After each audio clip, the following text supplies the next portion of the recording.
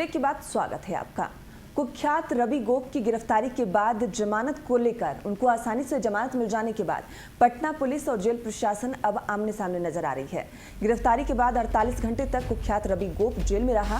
उसके खिलाफ गंभीर मामले होते हुए कोर्ट में बेहद हल्के मामले को पुलिस की तरफ से मेंशन करते हुए रिपोर्ट पेश की गई। रवि गोप को आसानी से जमानत मिल गई। जमानत मिलने के बाद जेल प्रशासन ने रवि को छोड़ दिया और इस पूरे प्रकरण में पटना पुलिस की कार्यशैली पर सवाल उठ गए हैं। लेकिन जेल प्रशासन के ऊपर भी कई सवाल खड़े हो रहे हैं। अब पटना पुलिस और जेल प्रशासन दोनों आमने सामने हैं। मीडिया में खबर आने के बाद आनन फानन में पुलिस मुख्यालय की तरफ से इस मामले में गंभीरता दिखाते हुए रिपोर्ट मांगी गई है। सेंट्रल रेंज के आईजी ने पटना के सिटी एसपी वेस्ट को रिपोर्ट देने को कहा है, लेकिन 2 दिन से ज्यादा गुजर जाने के बावजूद अब तक रिपोर्ट नहीं दी गई है। रवि गोप कुख्यात अपराधी है, उस पर पुलिस मुख्यालय से 50,000 का इनाम घोषित है, लेकिन इस इनामी अपराधी को जमानत मिल गई और पुलिस अधिकारियों को इसकी भनक तक नहीं लगी।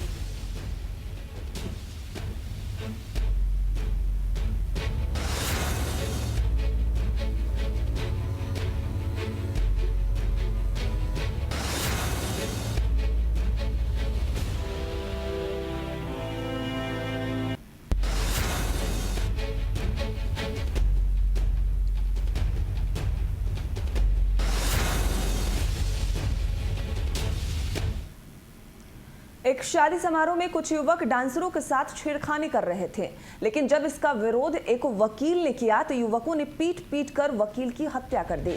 घटना दनियावा मोड़ के पास की है। घटना के बारे में बताया जा रहा है कि मृतक वकील मसौदी व्यवहार न्यायालय में काम किया करता था। वो रहमतगंज का रहने वाला है। वो एक बारात नालंदा में गया हुआ था। युवक स्टेज पर चढ़ गए और डांसरों के साथ छेड़खानी करने लगे। जब वकील ने इसका विरोध किया तो कई लोग उससे भिड़ गए, जिससे विवाद बढ़ गया। उन युवकों को बारात पार्टी ने 2-4 थप्पड़ भी मार दिए, जिसके बाद युवक वहां से चले गए और दनियावा मोड़ के पास करीब 3 दर्जन लोग बारात पार्टी से बदला लेने के लिए लाठी डंडे के साथ घात लगाकर बैठ गए। जैसे ही बारात लौटकर आई तो वकील पर हमला कर दिया गया। इस हमले में घटनास्थल पर ही वकील की मौत हो गई, जबकि हमले में 5 लोग गंभीर रूप से घायल हुए हैं। घायलों को स्थानीय हॉस्पिटल में भर्ती करवाया गया। वकील के परिजनों ने 8 अज्ञात युवकों पर केस दर्ज कराया है।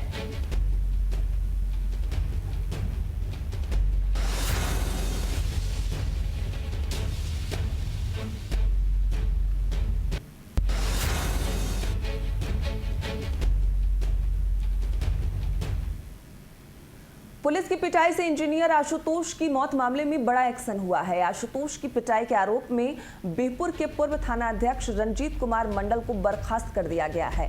डीआईजी सुजीत कुमार ने उनके खिलाफ एक्शन लेते हुए बर्खास्तगी का आदेश जारी कर दिया है।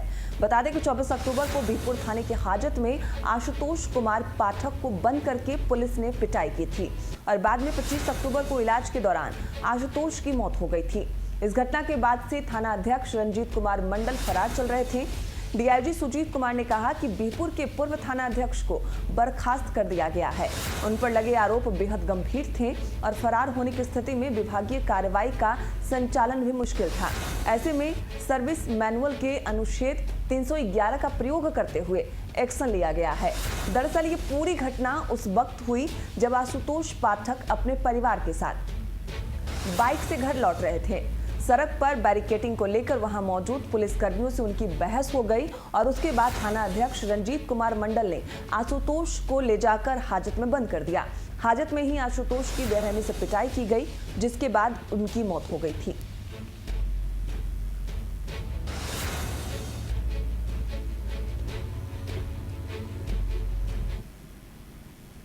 बीजेपी विधायक को लगातार धमकी देकर रंगदारी मांगने वाले आरोपी को पुलिस ने गिरफ्तार कर लिया है।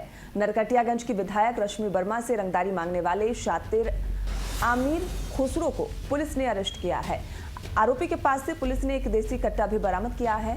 बेतिया पुलिस ने विधायक को धमकी दिए जाने के मामले में छानबीन कर रही थी। एसपी उपेंद्रनाथ वर्मा ने बताया कि गिरफ्तार आमिर मुसफ्फिल थाना क्षेत्र का रहने वाला है। आमिर के पास से देसी पिस्तौल, 2 कारतूस, सेल फोन और रंगदारी मांगने में इस्तेमाल सिम कार्ड भी बरामद की गई है। आरोपी का पुराना क्रिमिनल रिकॉर्ड रहा है।